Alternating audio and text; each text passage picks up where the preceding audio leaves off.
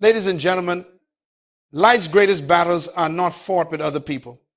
They are fought within the silent chambers of your own soul. The fiercest war you will ever face is not the conflict between you and another, but the war between your peace and your panic, between your confidence and your confusion, between your identity and your insecurity. Every day, every moment, a war is being fought not outside of you, but inside your mind. And until you win that battle within, every victory outside will feel temporary. The storms of life do not destroy ships because of the water around them. They sink when the water gets inside. And so it is with the human spirit. It is not what happens to you that destroys you, but what you allow to enter you. Today, I want to talk to you about one of the most painful yet most revealing moments in life. The moment when someone pulls away from you. When someone you trusted becomes distant. When the warmth turns cold. When connection becomes silence. And I want to show you that this moment, this painful separation, is not always rejection. It is often revelation. Because how you respond when others withdraw reveals the condition of your own heart. It exposes whether you are led by purpose or by emotion, by conviction or by confusion.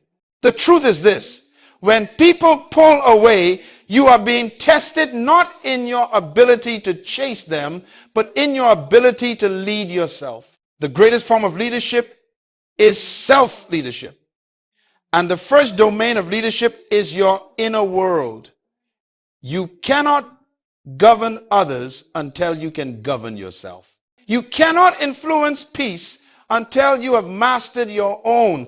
Dominion begins not with territory, not with titles, not with crowds. It begins in the private discipline of your mind. If your emotions control you, you have no authority in life. If people can trigger you, silence you, or steer your joy, you are not leading, you are being led. You are being ruled by reaction instead of guided by revelation. You see, true freedom is not the absence of people who hurt you. True freedom is the ability to stay steady when others change toward you.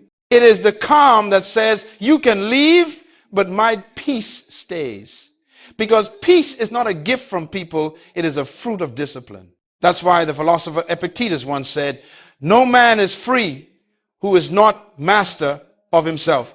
Freedom is not found in independence. It is found in inner control. And so, my friends, I want you to understand, when people pull away, when relationships shift, when communication stops, you are not losing power. You are being given an opportunity to claim it. For power is not in pursuit, it is in poise. The test of maturity is not how quickly you can run after someone who withdraws, but how calmly you can stand when they do.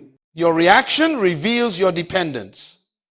If their absence breaks your identity, it means they were holding a place in your soul that only God should hold. Sometimes God allows people to distance themselves not to hurt you, but to help you. He allows silence to show you where your security has been misplaced. Listen to me carefully.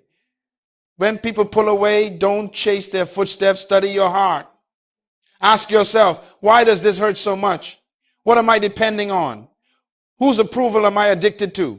Because the moment you begin to answer those questions honestly, you begin to take back the steering wheel of your life. Remember this: leadership is not tested in comfort, it is proven in crisis.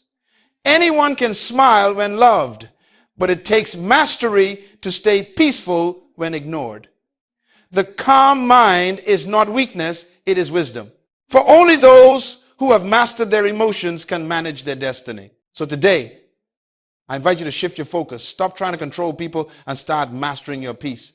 Because until you master yourself, every relationship will become a reflection of your chaos. But when you find peace within, every situation becomes an opportunity to demonstrate power. This is where true dominion begins. not over the world, not over others, but over yourself. And in this teaching, we will learn how to do exactly that. How to stay calm when others retreat, how to keep your power when people withdraw, how to lead your emotions instead of letting them lead you.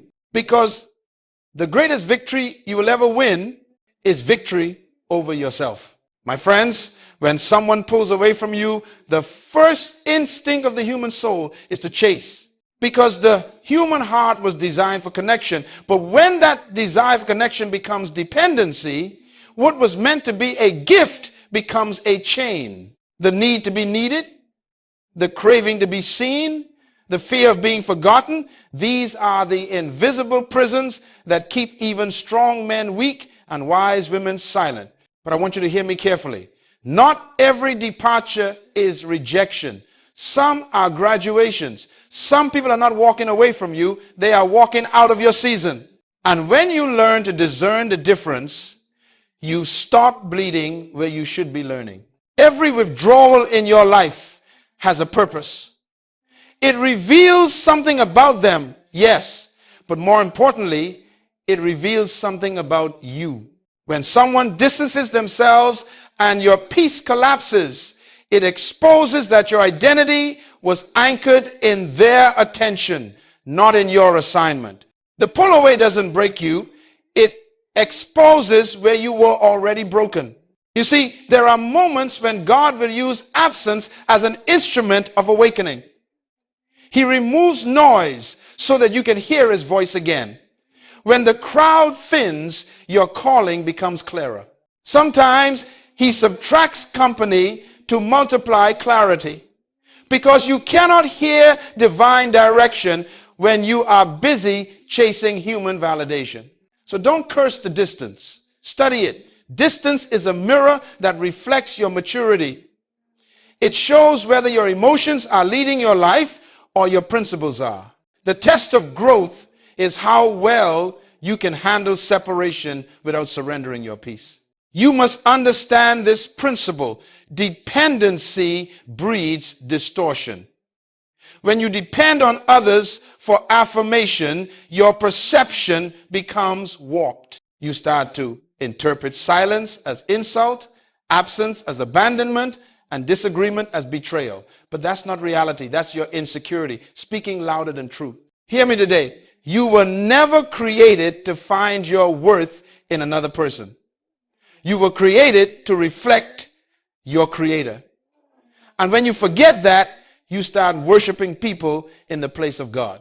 You give them control over your emotions, your time, your sleep, and your self-image, and then you wonder why peace is missing. Some people pull away because your growth has outpaced their comfort. You stop speaking their language.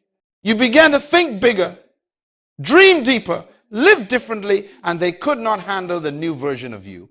Growth exposes incompatibility. Do not chase those who are intimidated by your evolution. Others withdraw not because they dislike you, but because they don't understand you. Destiny often makes you misunderstood.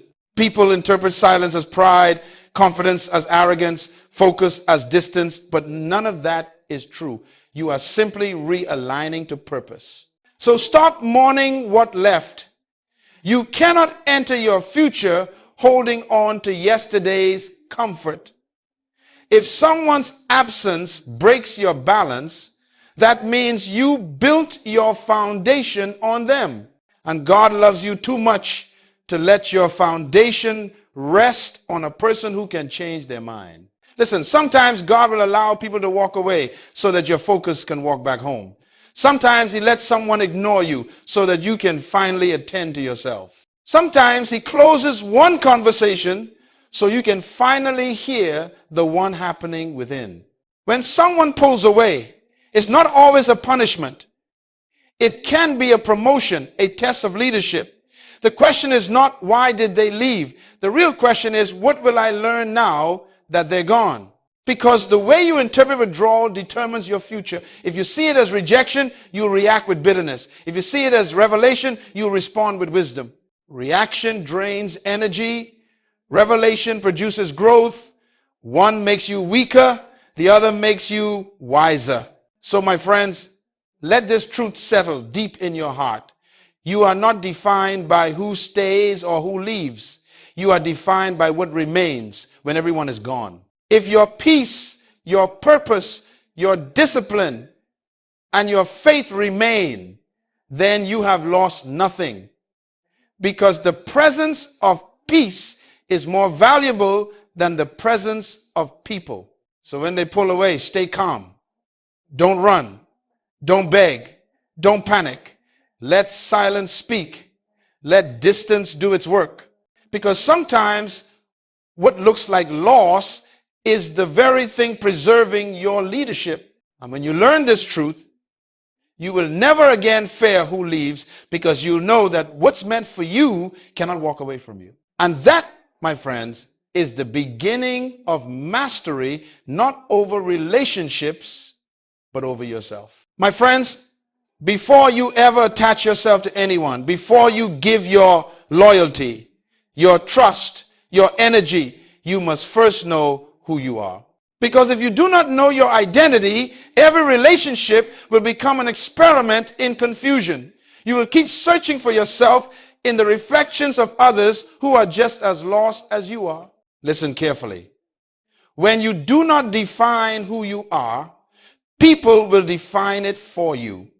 And the tragedy is they will always define you by their needs, not by your purpose.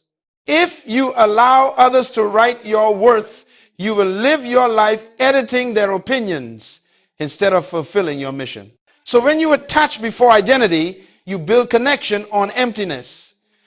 You begin to demand from people what only clarity can provide. You want them to give you meaning. You want them to give you direction. You want them to give you peace. But they cannot give what they do not own. People can affirm you for a moment, but only truth can anchor you forever. You were never created to perform for acceptance. You were created to express your assignment. That is why your value does not decrease when people stop applauding. The applause never made you valuable. It only revealed who could recognize your value. Remember this principle. When purpose is not known, abuse is inevitable. Drifting hearts are always in danger of misuse. When you don't know your purpose, you'll tolerate anything that promises belonging. You'll call manipulation love. You'll call distraction destiny. You'll call attention affection. But none of it is real. It's counterfeit comfort. You cannot build meaningful connection from confusion. Two broken identities do not create wholeness, they create dependency. That's why many relationships fail. Not because love is absent, but because identity is missing. If you don't know your own name and destiny, you will lose it trying to answer to someone else's expectations. Hear this truth. Before God gave Adam Eve, he gave Adam work. He gave him responsibility. He gave him purpose. Identity came before intimacy. Assignment came before attachment. Why? Because love cannot fulfill what purpose has not defined. Relationship is meant to complement identity, not complete it. So when you attach before identity, you build connection on emptiness. You begin to demand from people what only clarity can provide. You want them to give you meaning. You want them to give you direction. You want them to give you peace. But they cannot give what they do not own. People can affirm you for a moment, but only truth can anchor you forever. That is why emotional dependence is so dangerous. It makes you vulnerable to manipulation. When you do not know your value, you will let anyone decide your price. And the tragedy is that the world discounts what it doesn't understand. The less you know about yourself, the cheaper you will sell your peace. You cannot build meaningful connection from confusion. Two broken identities do not create wholeness, they create dependency. That's why many relationships fail. Not because love is absent, but because identity is missing. If you don't know your own name and destiny, you will lose it trying to answer to someone else's expectations. You were never created to perform for acceptance. You were created to express your assignment. That is why your value does not decrease when people stop applauding. The applause never made you valuable. It only revealed who could recognize your value. And when someone pulls away, you no longer panic. Why? Because their absence does not alter your essence. You know who you are with or without their presence. You understand that identity is not seasonal, it is eternal. Your worth is not attached to who stays. It is anchored in who you've become. So hear me, my friend. Before you attach, affirm. Before you promise, perceive. Before you commit, confirm. Make sure that the you entering the relationship is complete, not searching for completion. Because the greatest gift you can bring into any connection is not your attention, it is your wholeness. When you know who you are, you can love without losing yourself. You can give without becoming empty. You can walk away without feeling broken. Because your identity is not up for negotiation. It is the foundation of your dominion. Never forget this. Attachment without identity is bondage. But identity before attachment is freedom. When you are grounded in who you are, rejection becomes redirection and loneliness becomes leadership. You are no longer seeking worth. You are walking in it. That is the power of self-knowledge. That is the beginning of emotional dominion. And that is where peace truly begins. Not in another's arms, but in your own awareness of purpose. When you know who you are, you can love without losing yourself. You can give without becoming empty. You can walk away without feeling broken. Because your identity is not up for negotiation. It is the foundation of your dominion. That is the power of self-knowledge. That is the beginning of emotional dominion. And that is where peace truly begins. Not in another's arms, but in your own awareness of purpose. Let me tell you something. Your reaction reveals your ruler. If anger rules you, anger will speak for you. If fear rules you, fear will make your decisions.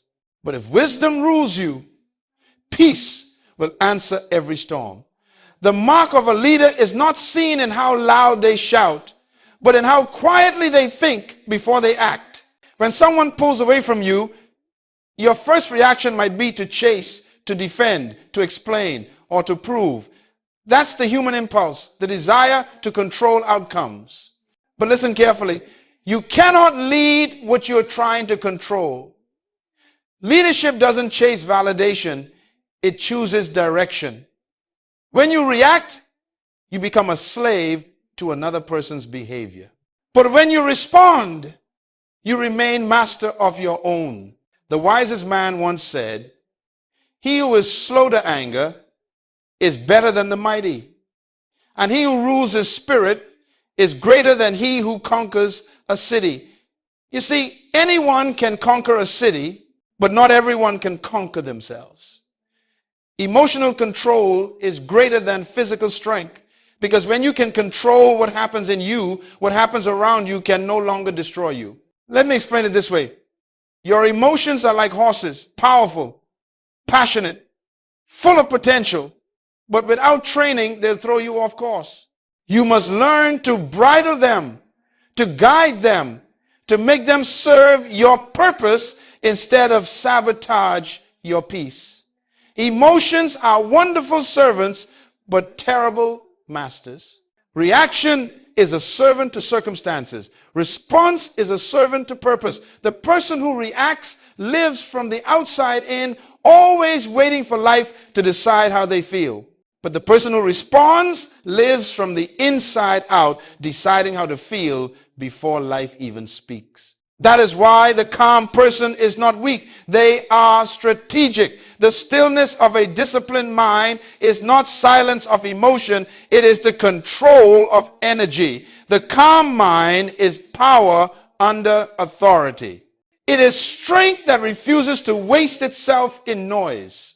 Look at nature. The eagle doesn't waste energy chasing the crows that peck at it. It simply rises higher. The higher it flies, the thinner the air becomes, and the crows can't follow. That's the secret of self-control. You don't fight distractions at their level. You elevate your focus. When you learn to rise above reaction, you become unshakable. The opinions of others may swirl around you, but they can no longer dictate your peace. The noise of this world may scream for your attention, but you decide where to invest your energy. That is leadership. That is dominion. Hear this truth. Reaction is emotional slavery. Response is spiritual freedom. One says, they made me angry. The other says, I chose peace.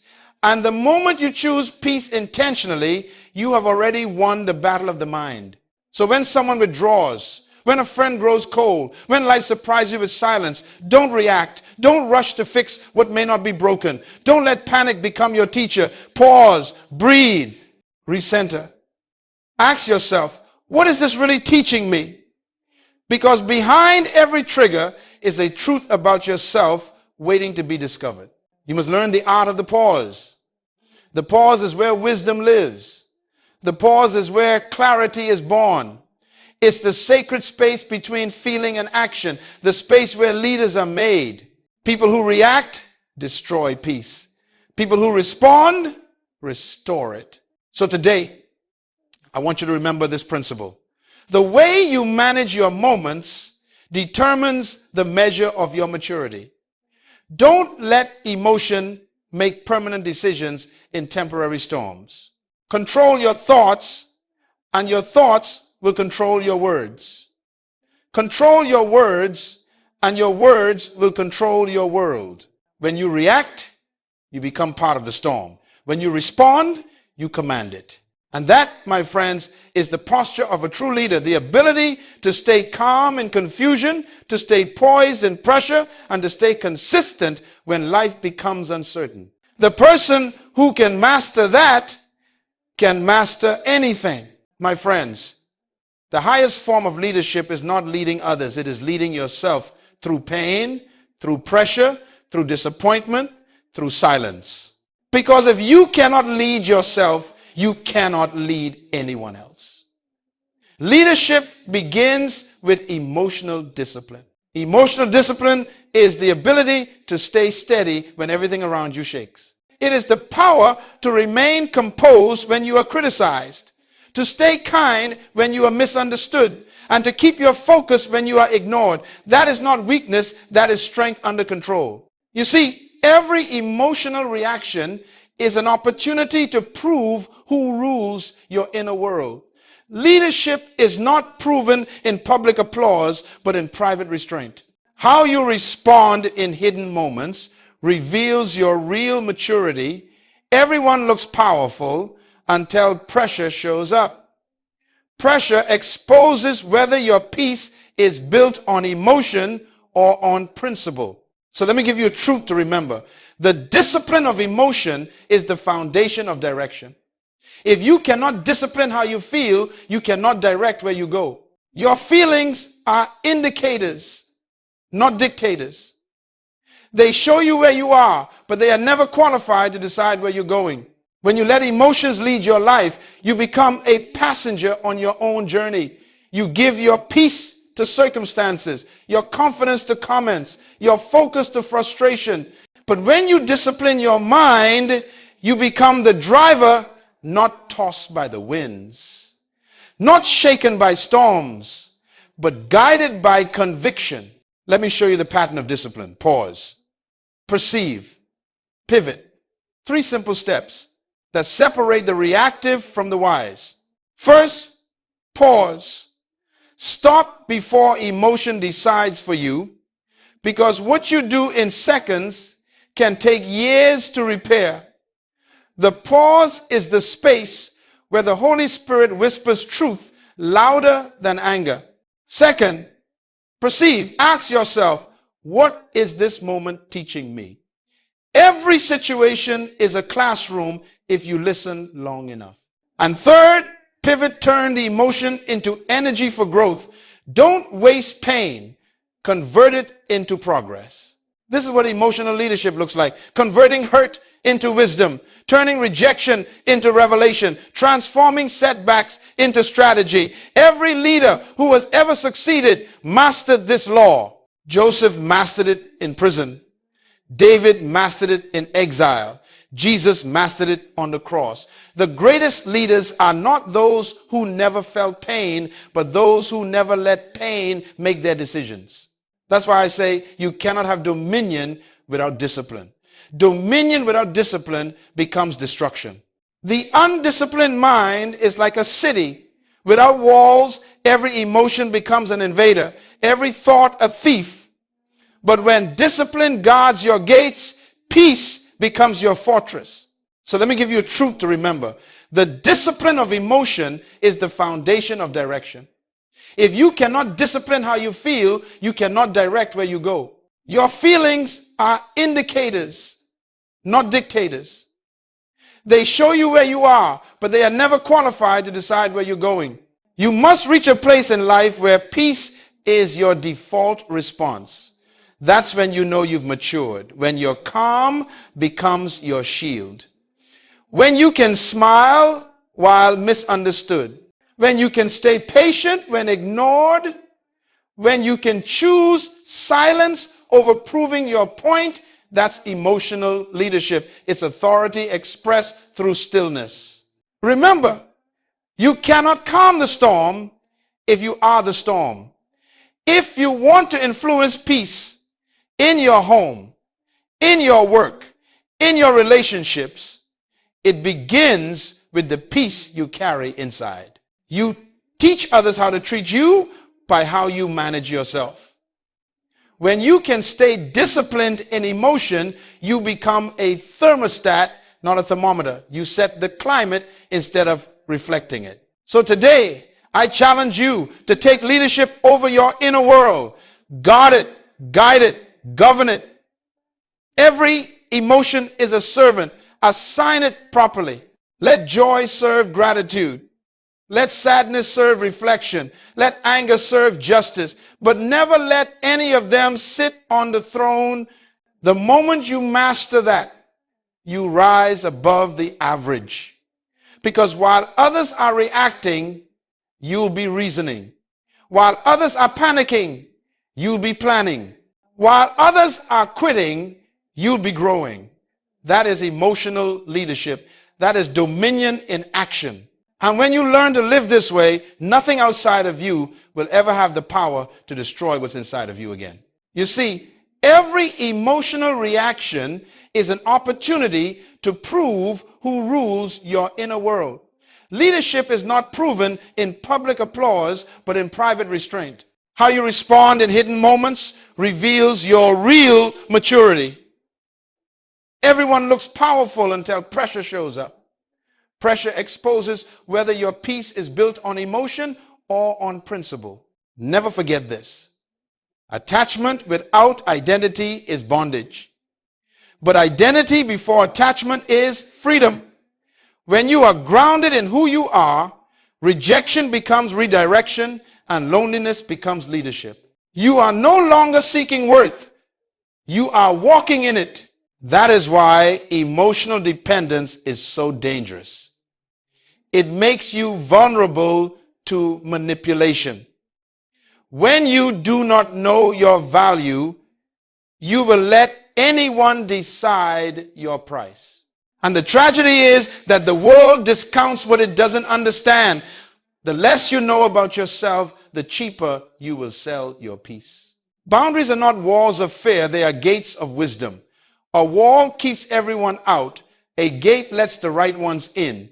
Boundaries are the doors through which only purpose is allowed to enter. That's why you must define your gates emotionally, mentally, physically, and spiritually. Let's start with emotional boundaries. You are not responsible for managing other people's moods. Stop absorbing their storms. You can care deeply and still refuse to carry what isn't yours. Love does not mean losing yourself to save someone who refuses to swim. Compassion without boundaries is self-destruction in disguise. Then there are time boundaries. Your time is your life measured in hours. Every minute you spend is a piece of your destiny you can never retrieve. That's why time is sacred. You cannot be everywhere doing everything for everyone. Even Jesus withdrew from the crowds to restore his strength. Time without boundaries produces burnout, and burnout produces bitterness. Learn to say no without guilt. Every no to distraction is a yes to destiny. And finally, there are value boundaries. Never negotiate your principles for the sake of peace. Compromise may buy you approval, but it will cost you integrity. True peace is not found in pleasing people. It's found in protecting your purpose. Some people will only respect you when your silence refuses to tolerate their disrespect. Hear me well. Boundaries are not selfish. They are strategic. They are how wise people stay effective, how leaders stay focused, how lovers stay healthy. Boundaries preserve capacity. You cannot pour into others when your cup is cracked. You cannot lift others when your own foundation is crumbling. Protect your vessel because your purpose flows through it. The book of Proverbs says, guard your heart, for out of it flow the issues of life. Guarding your heart is not isolation, it's insulation. It's protecting your peace from pollution. It's deciding what energy you allow into your environment, what words you allow into your spirit, what habits you allow into your days. Because everything you tolerate, you train. If you allow chaos to keep knocking, eventually it will move in. If you allow disrespect to repeat itself, eventually it becomes normal. But when you set boundaries, you reintroduce order into your life. You reclaim your identity, you restore your confidence, and you rediscover your direction. Boundaries are not about control, they are about stewardship. God entrusted you with a life, a mind, a body, and a destiny. Boundaries are how you manage those gifts. Every great leader knows that discipline without boundaries is wasted effort. So, my friends, draw your lines in wisdom. Define what you will give, what you will accept, what you will protect. And remember this, boundaries do not push people away. They attract the right ones. Because those who truly value you will never be offended by your standards. They will honor them. If you allow chaos to keep knocking, eventually it will move in. If you allow disrespect to repeat itself, eventually it becomes normal. But when you set boundaries, you reintroduce order into your life. You reclaim your identity, you restore your confidence, and you rediscover your direction. So learn to speak the language of self-respect, the language called no. Because every no built on principle becomes an invitation for peace to enter. Boundaries are not the end of love. They are the beginning of self-leadership. And self-leadership, my friends, is the true definition of dominion. My friends, let me tell you something that will set you free. Rejection is not the end of your story. It is the refining of your soul. What you call rejection, heaven often calls redirection.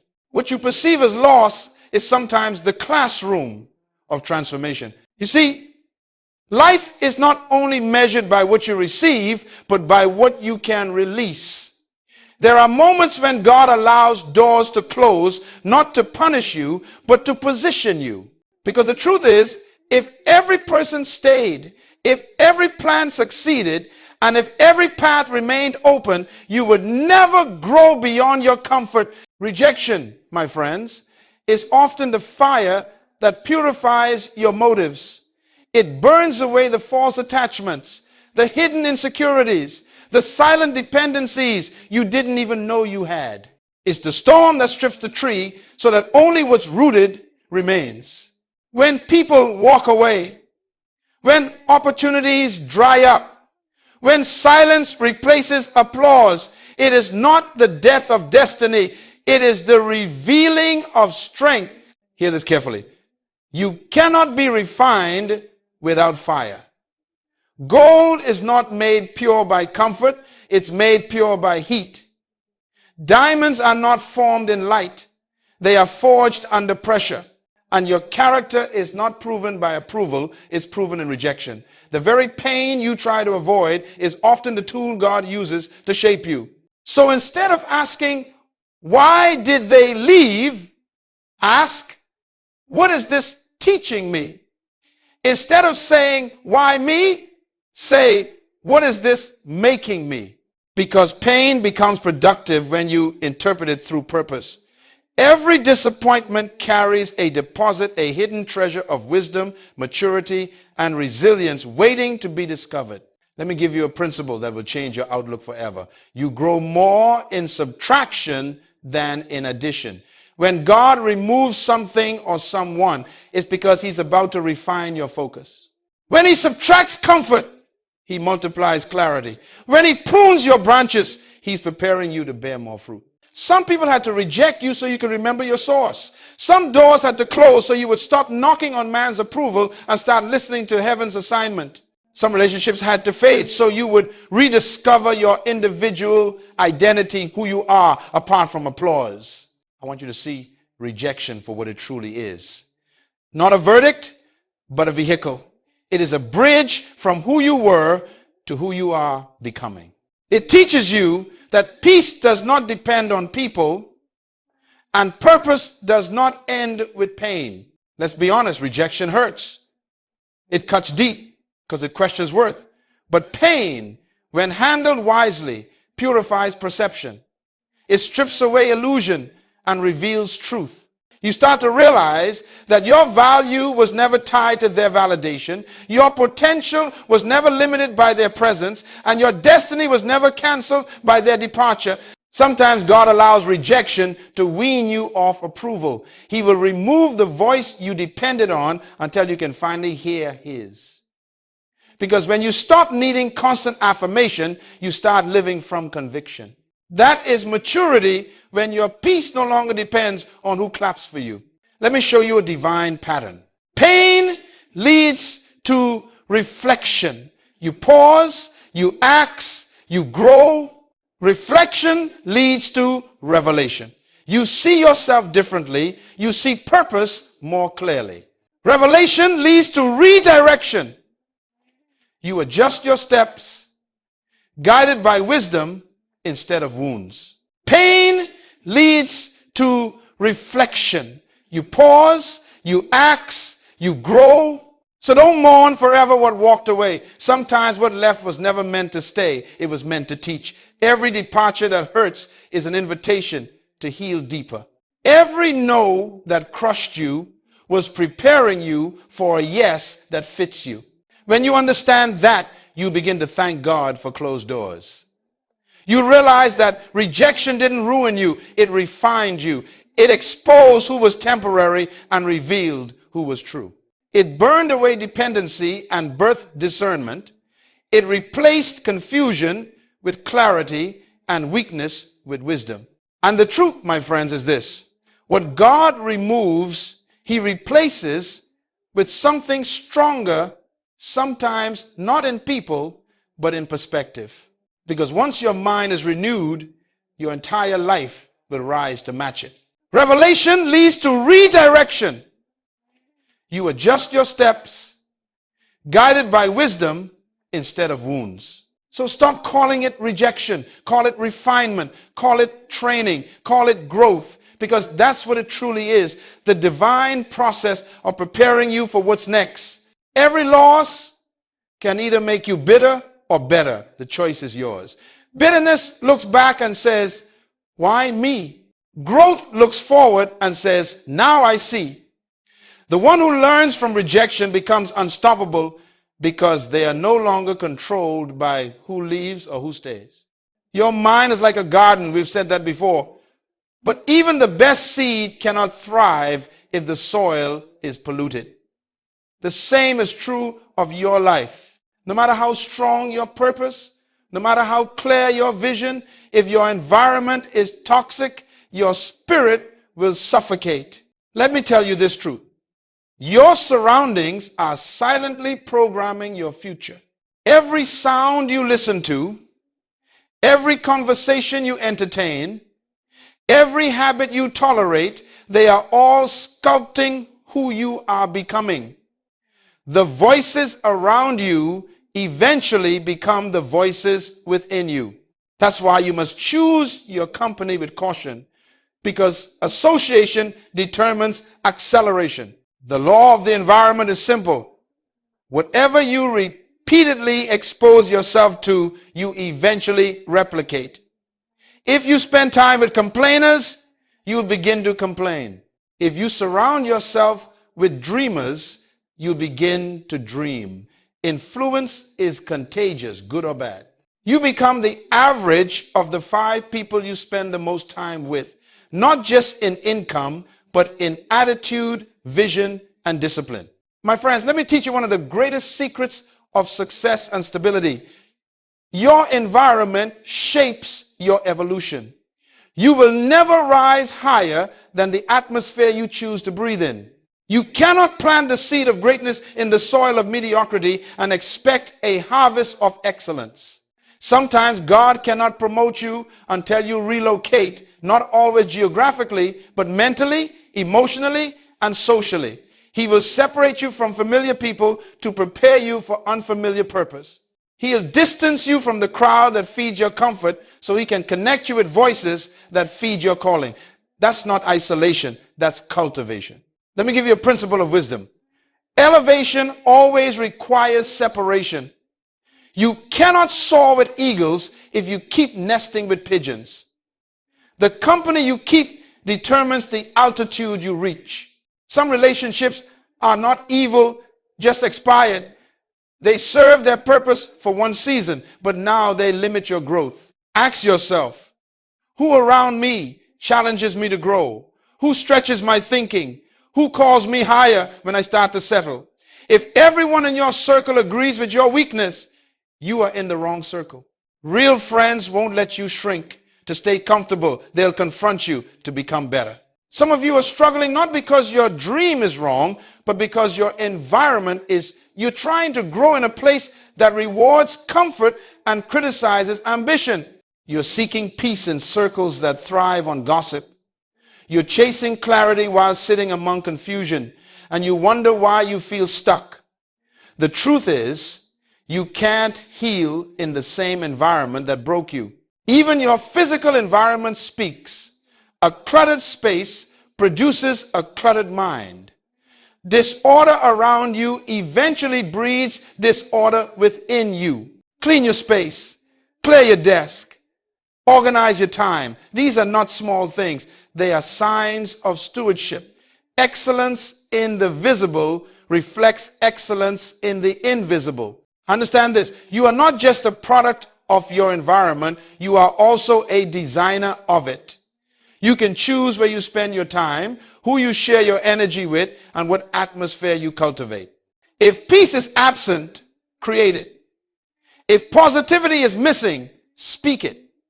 You have authority to set the temperature of your surroundings. Sometimes the greatest act of faith is to leave the familiar for the fruitful, to step away from comfort zones that feel safe but keep you small. Growth is uncomfortable, but stagnation is fatal. God cannot fill a space that is already full of noise. Make room for new voices, new mentors, new ideas that align with your next level. The environment you choose is the mirror of your expectations. If you expect excellence, you surround yourself with it. If you expect growth, you'll invest in it. If you expect mediocrity, you'll settle for it. Your environment will always rise or fall to match your belief system. So I ask you today, look around your life.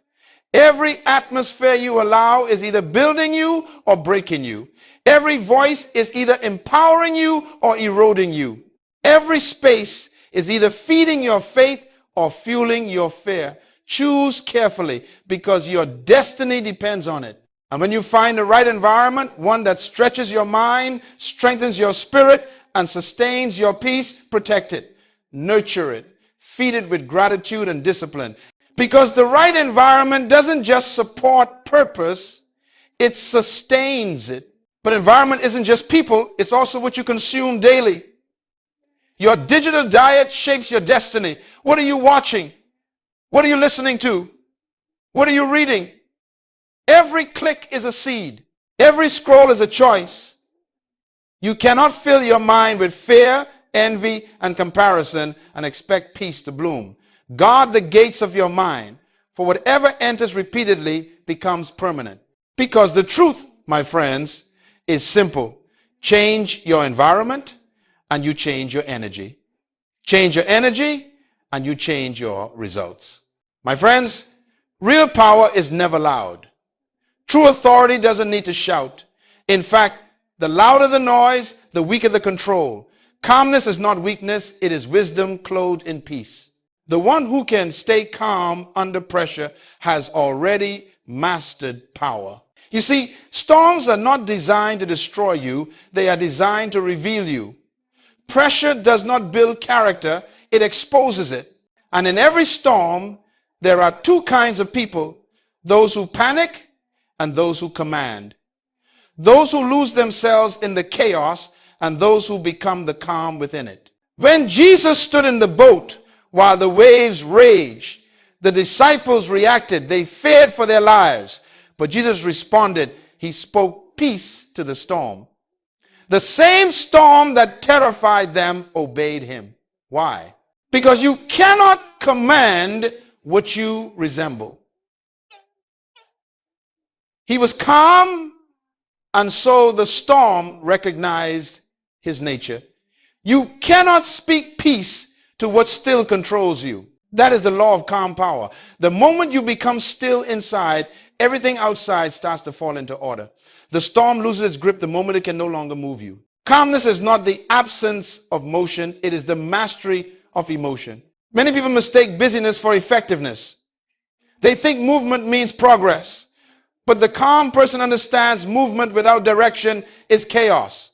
When you are calm, you can see clearly, you can hear accurately, and you can decide wisely. The calm mind is the throne of leadership. When you lose your peace, you lose your perception. Anxiety blinds your vision. Fear blocks revelation. But calmness clears the fog so that wisdom can speak. When your mind is quiet, truth becomes loud. When your heart is still, direction becomes clear. So hear me. Never let someone else's storm pull you out of your peace. The moment you allow their chaos to dictate your calm, you surrender control. There will always be people who live in crisis, who thrive on drama, who cannot survive without noise. But you are not called to join their storm. You are called to bring stillness to it. The calm person carries silent confidence, the kind that doesn't argue, doesn't compete, doesn't rush to prove anything. Calmness doesn't chase validation because it already possesses assurance. When you are calm, you are clear. And clarity is the foundation of authority. Let me give you a principle that every leader must master. You can't solve a problem at the level of emotion that created it.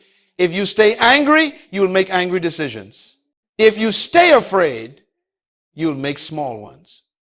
Calmness elevates you above the problem so you can see the solution. Think of calmness as your internal thermostat.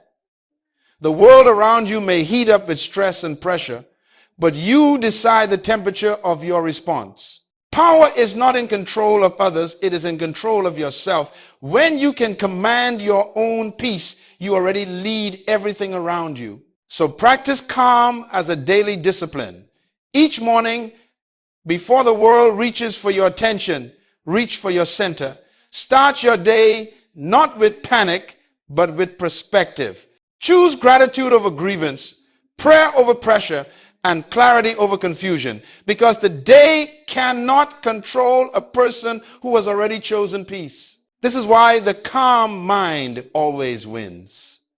While others are drowning in reaction, the calm person is walking on revelation.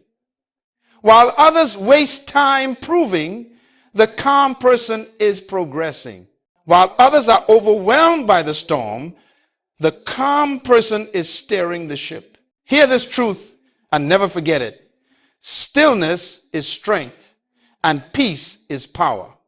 The world respects the voice that remains steady when others shake. Calmness is not passive. It is the highest expression of authority. It is the posture of someone who knows who they are, where they are going, and who sent them. When you master the law of calm power, you begin to live above manipulation. People can no longer provoke you. Problems can no longer paralyze you. Pressure can no longer possess you. You walk into rooms not to dominate, but to demonstrate peace, and peace itself becomes your influence. So remember this, my friends. Storms are temporary, but character is eternal. The goal is not to avoid storms, it's to learn to sleep through them. Because peace is not found in the absence of trouble. It's found in the presence of mastery. And the calm mind is the crown of a king. My friends, by now you understand that life is not about controlling what happens to you. It's about mastering how you interpret it. Because the difference between reaction and revelation is the difference between staying wounded and walking in wisdom. When people pull away, when situations shift, when silence replaces conversation, you are standing at a divine intersection, the road of reaction or the road of revelation. Reaction keeps you stuck in the emotion of the moment. Revelation moves you forward in the purpose of the process. Reaction says, they hurt me. Revelation says, they help me grow. Reaction says, this is unfair. Revelation says, this is necessary. Reaction, see pain. Revelation, see preparation. Hear me carefully. Every challenge that enters your life is carrying a message from your future. Pain is not always punishment. It is often prophecy. It reveals what still needs to be refined, what still must be surrendered, what still has to be strengthened. If you can pause long enough to listen, even disappointment will start to teach you. The mature mind doesn't waste energy reacting to everything. It asks, Lord, what are you showing me through this? Because when you start looking for revelation instead of retaliation, you shift from survival to sovereignty. You become the student of destiny, not the slave of emotion. Do you remember what I told you earlier? Leadership begins in the inner world. This is where that truth takes root. Reaction makes you emotional. Revelation makes you intentional. Reaction consumes your energy. Revelation channels it. Reaction looks outward. Revelation looks inward and upward. The moment you stop reacting, you reclaim direction. Because as long as you're reacting, someone else is writing your story. But when revelation comes, you take the pen back. You start leading your life again, guided not by noise, but by wisdom. You must understand this. Everything you experience, whether joy or pain, success or loss, is raw material in the workshop of your purpose. Nothing is wasted when seen through revelation. Even betrayal becomes a blessing when it teaches discernment. Even silence becomes sacred when it gives you space to hear God's whisper. So the next time life disappoints you, ask yourself 3 questions. What is this revealing about me? What is this refining in me? What is this redirecting me toward? Those 3 questions will turn every reaction into revelation, every wound into wisdom, every delay into development. Remember, my friends, you cannot control people, but you can always control perspective. You cannot dictate outcomes, but you can always choose outlook. And when your perspective changes, your entire life follows suit. The human mind is so powerful that a single revelation can undo years of regret. Some of you have spent too long reacting to the past. It's time to rise and redeem it. Stop rehearsing what hurt you and start extracting what it taught you. Because reaction changed you to yesterday, but revelation opens the door to tomorrow. Do not waste your pain. Use it.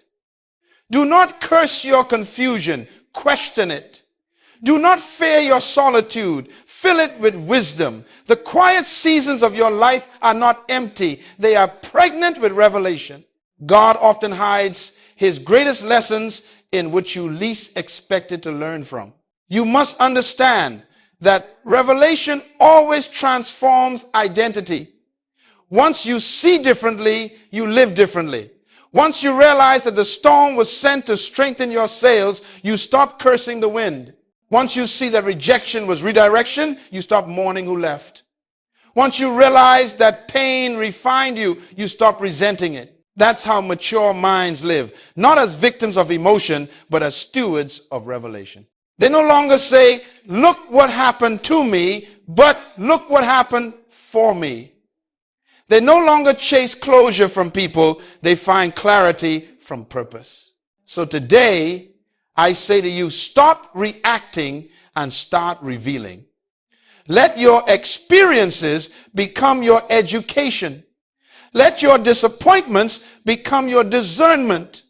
Let your silence become your sanctuary. And above all, never forget this principle. Your reaction may change your mood, but your revelation will change your life. When you live by revelation, peace becomes your posture, purpose becomes your compass, and focus becomes your fuel. You begin to rise above circumstances, walking not by feeling, but by understanding. You no longer just survive life, you interpret it, master it, and transform through it. So, practice calm as a daily discipline. Each morning, before the world reaches for your attention, reach for your center. Start your day not with panic, but with perspective.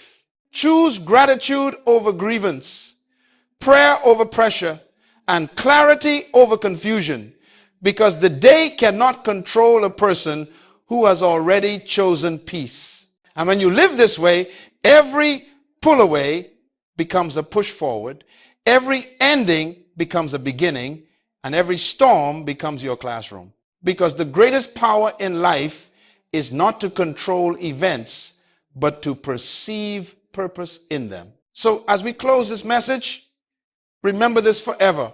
When you stop reacting, you start reigning. When you stop chasing, you start choosing.